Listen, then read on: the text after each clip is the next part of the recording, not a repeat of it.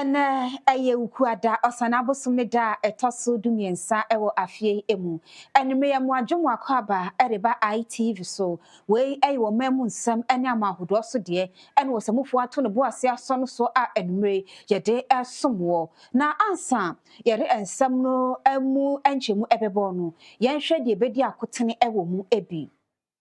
enkranmantamu ahemfo ade adesrede ama ban se Ghana de hye nwotwe a wonum koye adwuma so oman ewe mu hye akwanhye nti ne dey wonum kate asefo no wonhwe se wonum abusua ene wonum ema no wo behwe wo mu sanso ana wo eye sa akwanhye a esi ye yi ene nkonwa bia beda mpan a etwa se wonum epe anamusifo eno ana national chairman arema NDC amanyoko no ade ato wonum anim titu eye NDC fo no erim se emu wonum pepere wonum ho empe ononyamfo mutala ana musini so metena na konwa no eso esanse de ato wo mu no emu odi ye pa na ebeko NPP amanyoko na kache enede ya NPP eye emebonu boaboafo beye ahanan ne adrokron wonum nyina ka wo mu ho abomu akofa krata ade ama Dr. Alhaji Mahmoud Bawomi ase wonu embedi party no anim entu franka ema party no 2028 yade wo bekọ eye ablekuma central abato empeso anu so enede ya eye assembly no ene abose okan spare dealers ko no aka wonu ho abomu di siesie bi akoso ewo na social media eye tiktokers mini bia no akoyi wo mu ka a wo mu twese wonu eka no eboman a yakwache wo mu PP aye UT atintim krata so de ama ban we say won hwe na wo gya no esan say ye de dikanie a wo bia kaseti apani e wo man emu samoni afofo bi e ka ho ene nnume ye de eba beso medi ene da che hima afia akonua ye basisia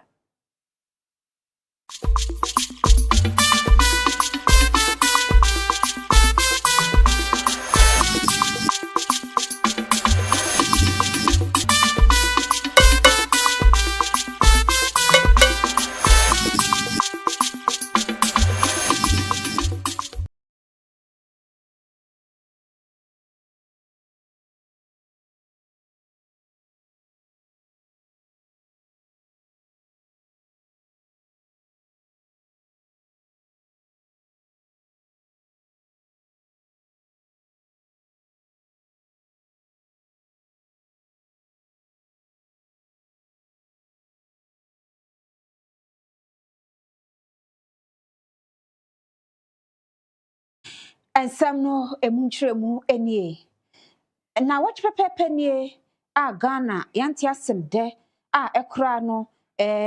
ho tete ye ne ade no entwaye ni na no eye wiemhyen akwanhia ekoso ewo boase empotamu eho a Ghana mpanfo nwotwe asrafo ka ho bie won nyina ewu ya a eye no krafiade na women ebehwe na wonomo aye na sedia ekoba no etwase ehwehwemu ekoso efa na kwankora namso ema wiemhyen ekonya akwanhia na no na deputy defense minister ononyamfo broja jemfi ade atudwa se ewom se bambo agine tuko no aye ehwehwemu de na so se no wonomo adwane atoa eye international expertise se wonom so emeboa wonom anye hwehwemu emfa de nam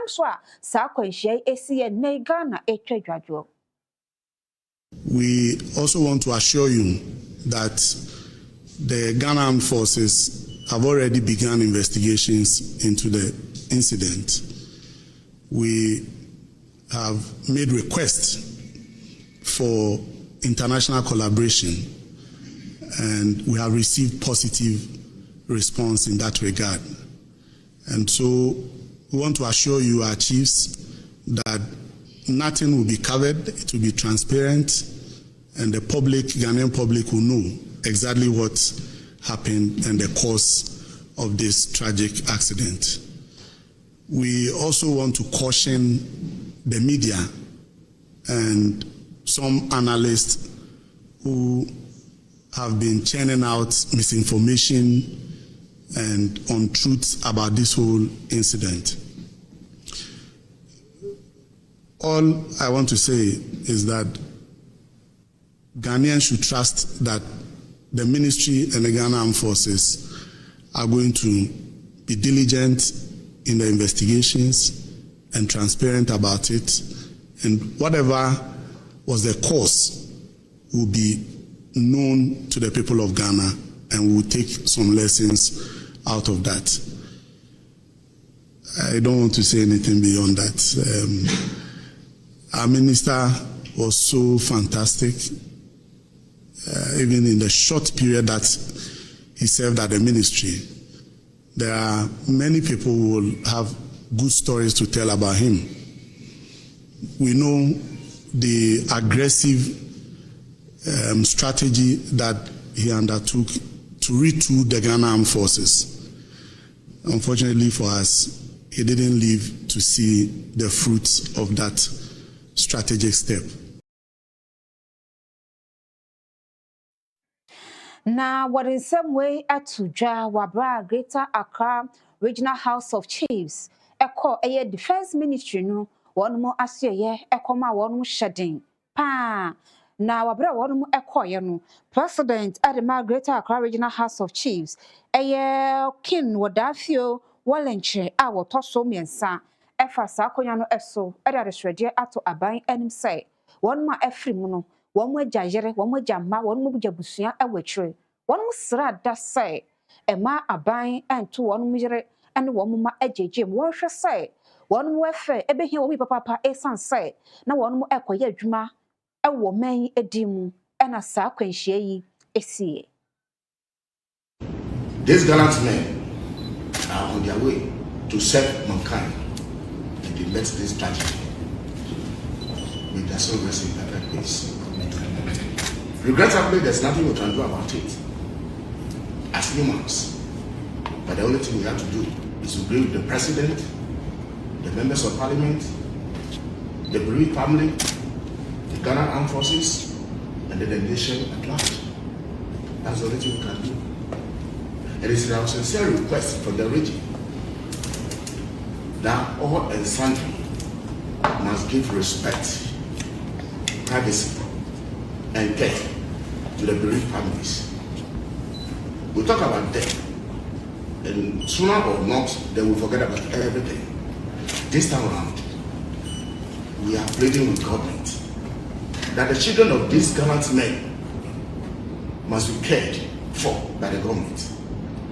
Successive governments or whatever, these children of these gallant men must be cared for, so that they attain the heights of their fathers, or even higher than that. Until then, some of us will never be happy. And now, if what we heard is true, that they are in the line of their duty, then somebody may ask, what kind of duty that caused them? Illegal mining, aka Galamsey. This is what has cost their life.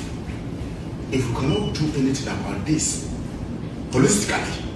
once and for all, that will stop this thing, then this gallant men have died for nothing. This country should rise up and do whatever possible to stop this galamsey in this country. Look at the number of years it takes for somebody to become a defense minister. The training alone. I don't know how many men we have in this country, but God will provide. God certainly will provide. I have nothing to say, but we say together we should keep them befitting barrier. Together we should care for their families. Together we should learn our lessons, so that this country will be cool and peaceful for all of us. I was saying that these people, these gallant men, the heroes of this country, they died in a particular country that is more peaceful than all the countries in Africa. Ghana is the most peaceful country in Africa. So these men, once they die in the peaceful country, may their soul also rest in perfect peace.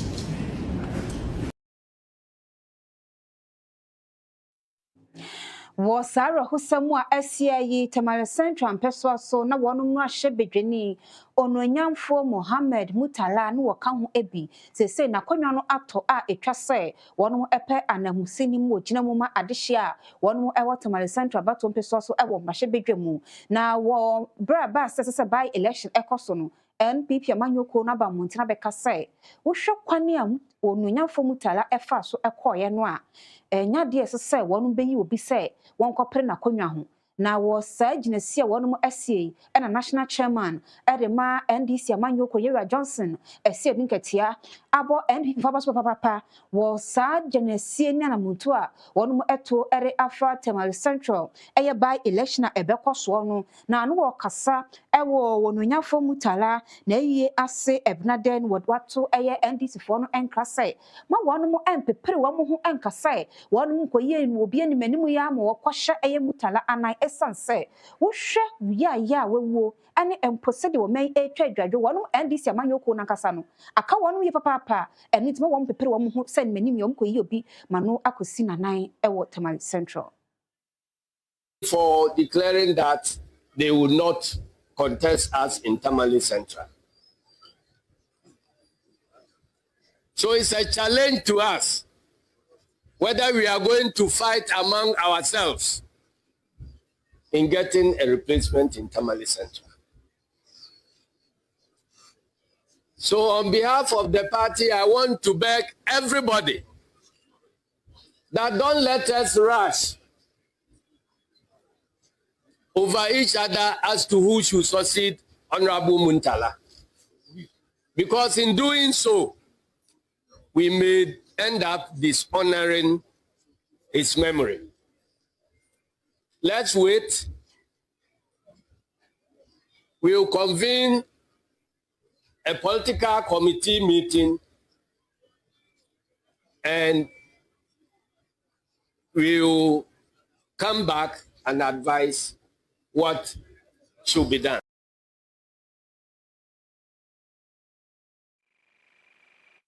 ensem fufuro mu no ene da yekopie mu ewo NPP wonu mu atena kasie mu a ewo enkwan a eye NPP youth organizers baye ahanan ne adwokron wonu bukura eye 490 wonu mu nyina di wo sebo ne momoyo ekopie mu ewo eye party headquarters wonu nanti se etiawa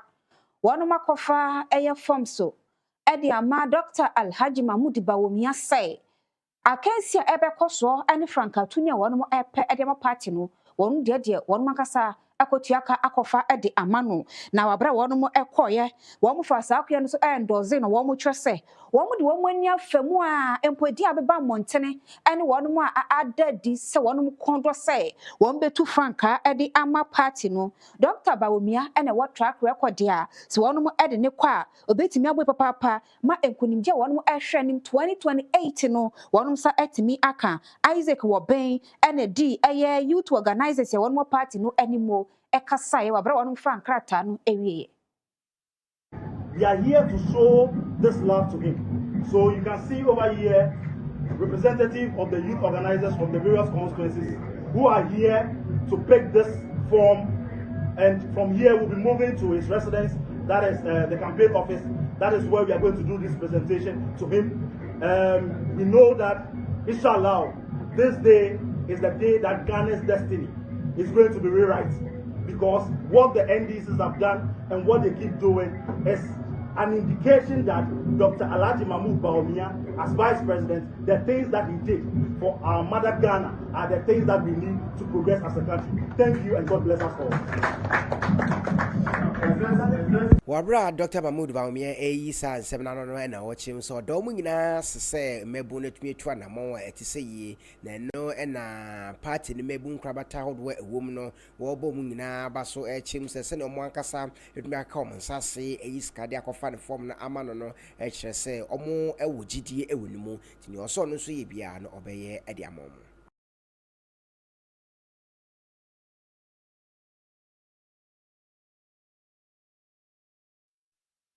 Yaraswa ewo NPP amanyoko no akache na TikTokers mienu bi wonu maso ayehye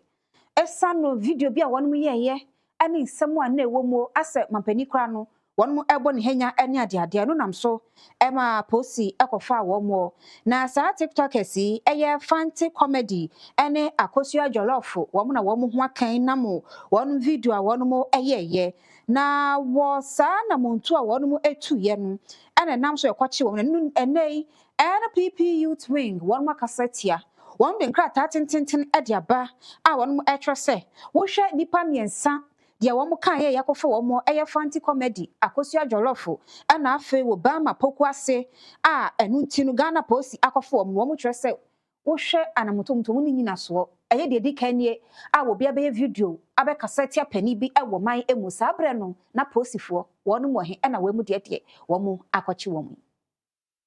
Enkrata ya NPP emebun ano boaboafo mo kire National Youth Organizer Edman NPP Mustafa Salam nsasasem ena wo chim se omo mebun ne dia yom won yi pa kwane aposifo efa so na omo che nipa bie na afi nso omo de omo yin sika ena de kwache omo man sika na omo be yesa de nyina na mo ensam bia ne sankrofo kan e wo video bia akomonten so na omo chire mu se video no omo mebun wo NPP do mu hunu se bibia yensem bia edi ewu bia saa wasanse mi mu no yade asa wunyante ya abranti e friend no fante comedy na afi akosua jollof na sabre na posifa akwakoche omo ni nyina ne se omo akokasa se ombekum mampani dwandwama ni mahama ne ho kafo betwa mutie die afiri so na no da posifo chim se saa nsam a omo kan yade a etumi die ewu yi pa nti no omo nso ne aposifo etumi ka bomu national security any other security agencies ni nyina no maka bomu a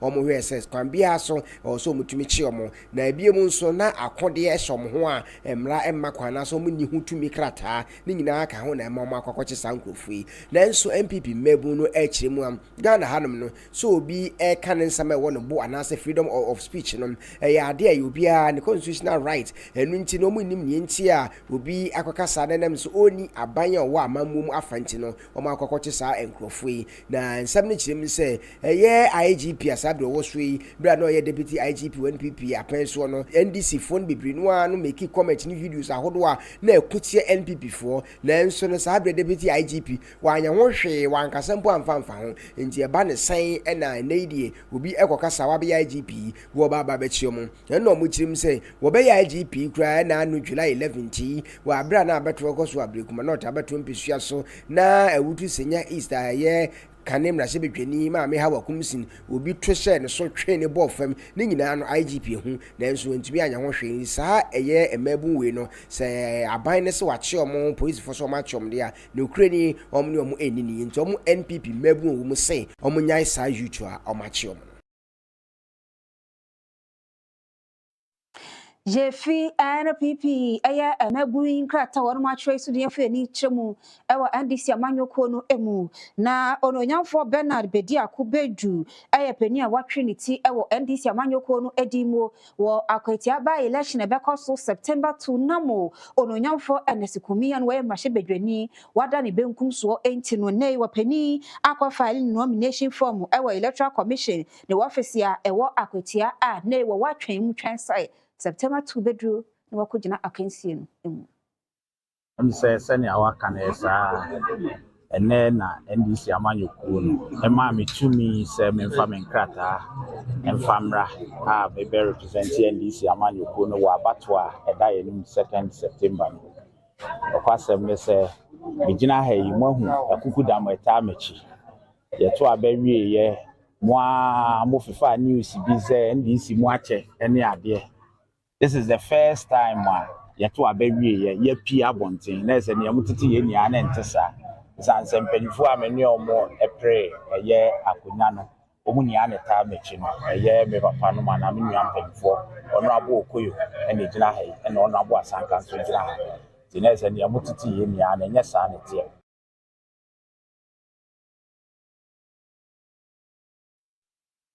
Ghana Post Sahine eye wo yewura Christian Tete Yohonu area so abofom a ene wonomo eba besie eye new police hospital ward complex eno no eba beboa eye aposifo na eno no abomo mapomuden akonkan papa na dwumadie we no eye police hospital won kan hwa en wode aso akokobofom a wonom eba besi sa wodi ewo.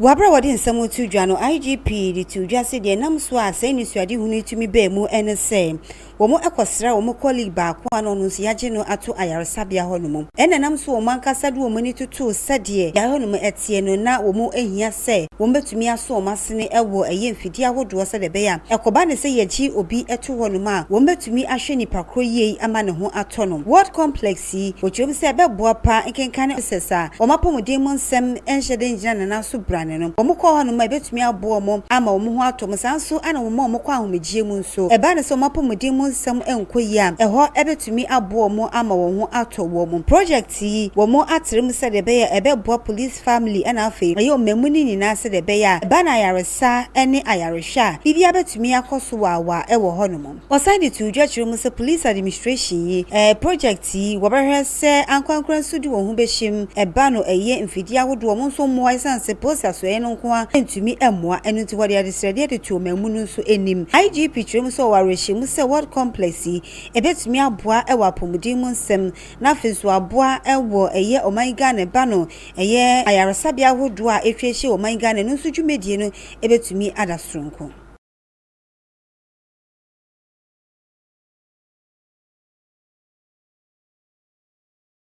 Wo ensam fufuro mu no Ablekuma Municipal Assembly no we Ablekuma Central Municipal Assembly no wono ene abose wo kan spare part dealers association akabo mu erinsiesie akoso ewo eye abose kan enne potese betimi aboa ma ahunide nsam afa ne ntimapa efra ewo ho wabra ensiesie no ekoso no ya manye boni black ekopiem ewo eno nam so emwode chochofo ede ma eye ekuomei wo ru ayiri gifty love log fianu edi nkomo won nsem we to semchofo enim ene dwumadie yankasa association no ya fight ya ho se ahunidie ye paramount intinene ene assembly na kabum ese ye clinic aboso kan if say mu na mba giatum se ya tena ha sense na ya tena ye fie nti se fi wa ha ne ya fa yare bia ye de beko fie nti ye ne assembly ni panifo nyina kabum se ne dey ya to ya shops nyina mu obi ambie shop na ya proper ya patam fi bia wo baby bia ya yini nyina kwotwagu ansa na after 12 no ya gbe shop ne ya ba ya adwuma ntanu tina na ya wa ami say assembly no so akasese yi na omo aye so mba beboa yen omo mo fiefie mu na omo fam bola nkogu na mo mu ze nso to a na mo da betum omo se bola kakra gu baby na mo da begum enu ntino ya de assembly na ma ya chese so mo de samansama beba samansama no ewewe fiefie mu na obola ona nkotungwa ebe sama wo ense ya de mra bi etachi se be ya obi a be mu se se okini ni fie na on fabola e metu obi dan anim ana obi store anim ebi no celebrate for che omo ko toilet omo twen isu to na mda betum na public toilet wa han so omo connect atutu ya gatas nimu edu awia ntumi ntina ha aha nyina bon nyina so me no ebem na wo wiam be ko fie bia mu be bia toilet wo ya connect atu bia ye be sama wo na ko tua a kire bi unya sabium. Honorable Franklin Kansa or mention no crash penny or Ablekuma Central and so Ebeboa Sajumidi Ninsama or the two dry any. You know, we are in a state of mourning, but then we also want to use this opportunity to clean our community because the people who died in the tragedy that just happened, they are people who believe in the research agenda, and I'm sure they will be very happy to see that within the time of mourning, we are doing this exercise to ensure that the community is very clean. And so come on Friday, we are going to all join to make sure that we give them a befitting burial. Whilst we do that, we also want to take advantage and then appreciate Ghana Prisons. They gave us inmate. We have actually signed an arrangement with them, a contract, a brief contract with them so that they help us continuously with our major cleanup exercises. We are not only doing Abosokan, we will be moving in the various electoral areas. those are going to be our major cleanup exercise. Aboso kan manye enso no wodwumedi na se wochim say eyade ahunni mapa no beboa oman yi ekankro no ni yo mi ni ma yuedi wo ba pa mo fia mo fai ake wo hani wo hie alo he ni wo ho ni ye je me fe ache eja ke keja meche ni mokobata si ni ehe eni ne aye e ba nye ekehela po ahale wo ba pa mo fia mo fai ake he ni oyo no oyo ni ye je sa no hani je me afi fale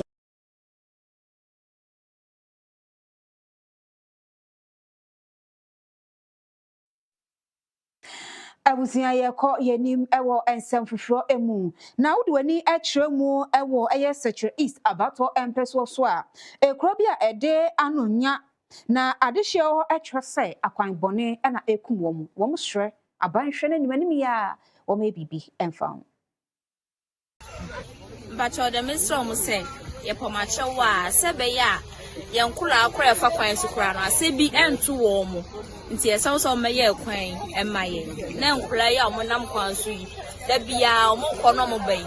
ema se nsuo beto na kanti mana akura bi ba akofa sema ba ti yesa se mo sema meye kwan emfa maye me pacho me ba ha de menti se bi da na ye ntwe se ka na nhwo ansa na aka kire mpanimfo se mo meye ansa na we ness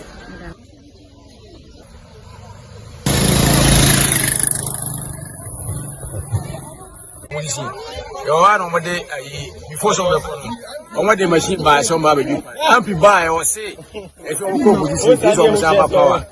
Yes, we are for back to a massa. They say they are better for my Panama.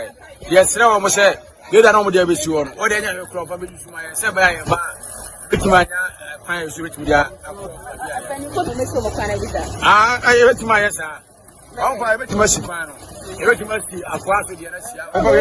You got to be very close to you, man. Oh, boy, at last, so it's all kind of so be anything in the fact. We are the emergency. I can't be a team, man. So, what do you mean? We are the Sumai. No fast. I walk around and say, I don't know. But what's the way, Nipa? You said you're fine, I'm so cool. And then if you're down. Ewa pijasi. And it's just a capital. Me jada. So the mama mama ko no ombeba. Ye no ko ombeba. Ana mo ntimi ma. E be nka ba na betre. Ndi e fa no na da ho. Jia de nyame no ko ni e din si da. E de futuro na wo ho. Futuro na na futuro be bob fa. In chance so nyina. Nse season races in dura. Say na do ho. Ye ka che o mo anzo wada woro ma. O hu ye mo bo. Nse gbanda mo ye. Mugusho moya de hana kakana akana mbona Wabra wodi nsamutu ensamtrefo enim no adropafo binum so ede o makosem atudwa opani sika kika yentodia ya faka fra hensan eko abija say 10 city na sometimes we do baby crampa na say kwani nyinti drop from 50 20 cities. No, sir, quite in it. Say, wow, how kai, how now I charge you as a quality. I can't hold it. What's my father?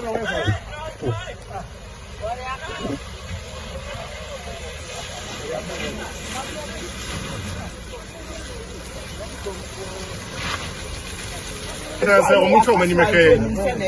mucho many make. Yes, I am much chilly. And you can see a gather. Yes, I make a car. Continue to much in common.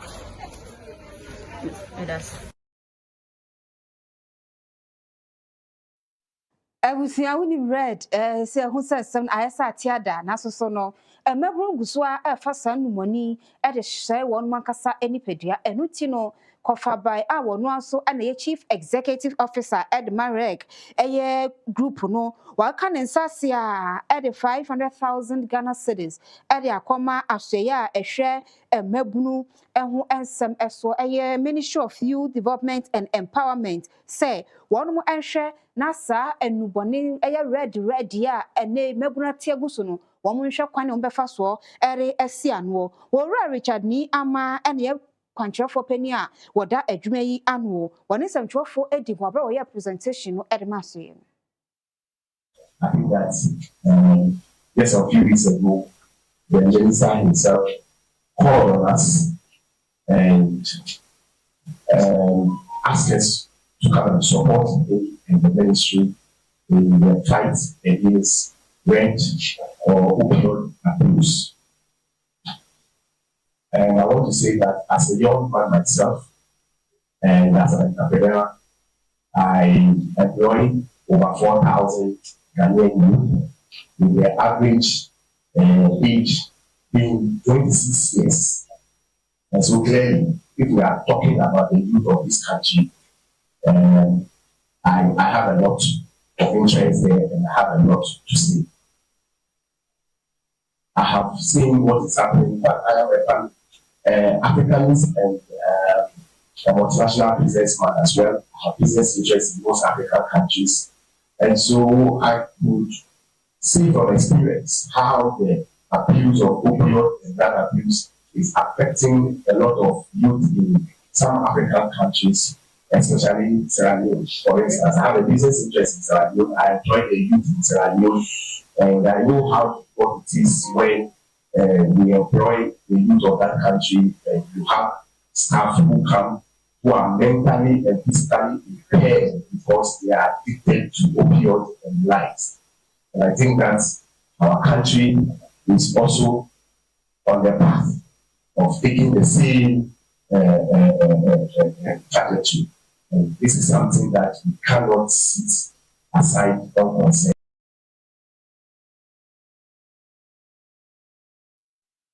Abusia ya dani ya ho ya ba adwede ni sikasem beto akase bo no eso.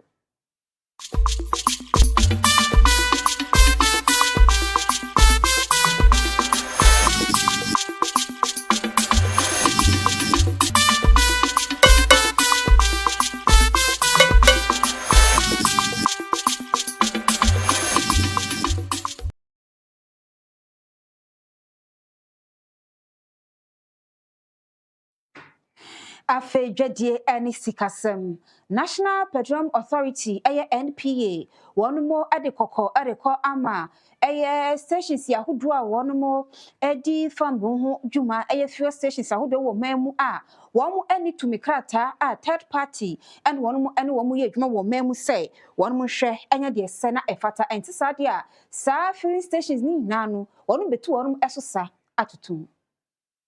We nkrata NPA de aba monten so mo chim se wo hwe Act 2005 Act 691 nam ade no na hwe wona omode famungudi dwuman wo maimu no omudwumedie enyina so na no na mompanifo ensemo mo kan chim se ta act na so emakwan se Ghana ni betumi age license aye famungu ho adwuma na obi so onye Ghana ni betumi age license de na so se sa nipa no one Ghana ni bi ekabo mu ansa na omotumi aye dwuma no mo so mo beye ne ne Ghana yenhyehyeye no esi etie mekire local content no wasasa pepe ene etumi no na section 12 edema act 691 no eno so eka SM license bia no wase ehwe na Ghana for ne de momo say foreign company so de na wase onya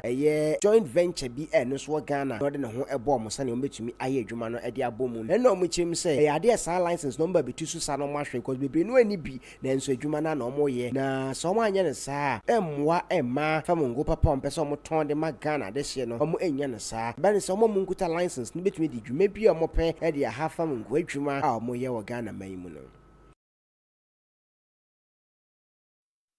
Afe yenhwe sikasem na Ghana ye sika no ohwa na nka nyunyam ebe mu akama na sese de sidi no hoden no esanso ate ade aba fom mo de toto amanhodo so sika no ho asese am no kase no sese $1 no 10 cedis 36 pesos.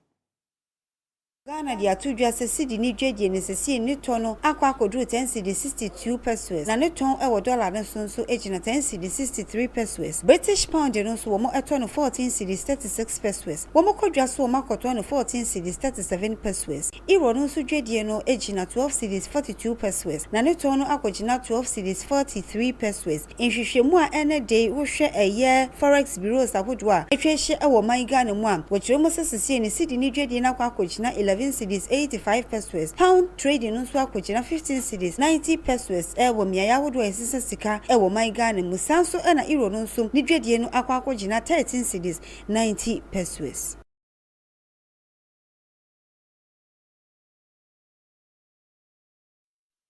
na se na ye sika no ene afufro de no ahoden no etie aba fam kakra na so nye bebre saa ebusia begina we so na ya jenkrato ye ba agode mu nsem Sylvester Daka aka the sports doctor obasisia